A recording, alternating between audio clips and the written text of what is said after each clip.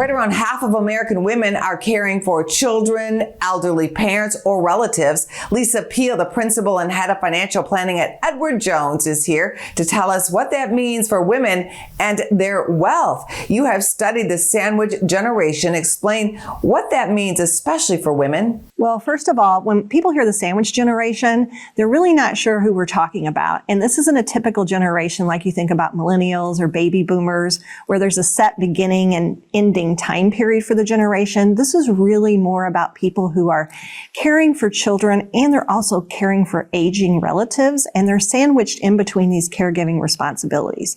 And we recently did a survey to see how this is impacting women as they're juggling all these multiple responsibilities, because they are typically the ones who are actually doing the caregiving and are in the sandwich generation. What can you tell us about women and how they're feeling financially? Yeah, so what we learned in our survey, Angie, is that 2/3 of the women in the sandwich generation are telling us that it's really having a negative impact on them financially as they think about the long term, because they don't have a lot of time to think about the long-term planning aspects because they're so stuck in the short term, and they really are focused on more short-term expense planning as they're responsible for 85% of the household spending decisions on a daily basis for their homes. What are the main hurdles that women caregivers face with investing? Is it harder for them to put money away? Yeah, so a couple of things. As what we're calling the CFO of their households focused on that short term, they really are finding it difficult to have the time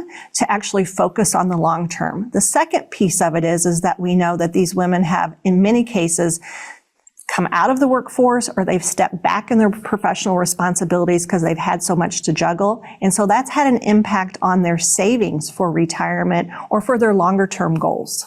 What are some women looking for in a financial advisor who might be able to help? Yeah, so women are really looking for three things. They're looking for someone who obviously has some investment expertise.